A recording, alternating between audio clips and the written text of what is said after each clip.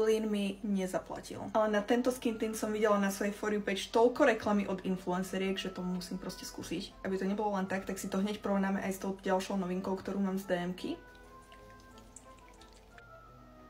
Ešte som si rýchlo vypla ten blur efekt, ktorý si obvykle dávam, aby ste videli moju reálnu pleť.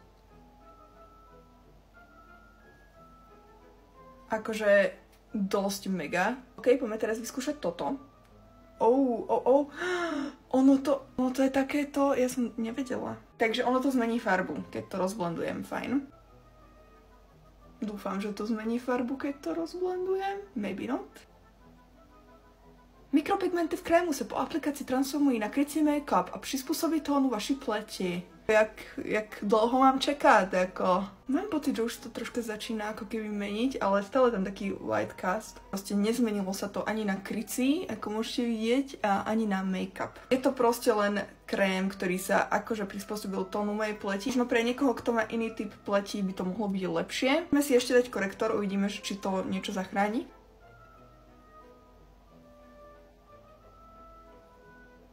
Idem si ešte dorobiť zvyšok tváre a potom si dáme finálny verdikt. OK, tak to nejako vyzerá finálny výsledok. Potom, čo som si dorobila celú tú bázu, tak toto vyzeralo o dosť lepšie ako bez nej, takže viete to dosť zachrániť. Ale same o sebe toto je podľa mňa na veľmi takú neproblematickú pleť, ktorá naozaj nepotrebuje nič len zjednotiť. Táto vec je za mňa úplne úžasná. Je to veľmi jemné, ľahko sa to aplikuje, ľahko sa to blenduje, zároveň sa to dá vrstviť a úžasne to kryje. Takže za mňa tomuto dávam 10 z 10. Je to fakt dobré. No a toto takých, neviem, 5.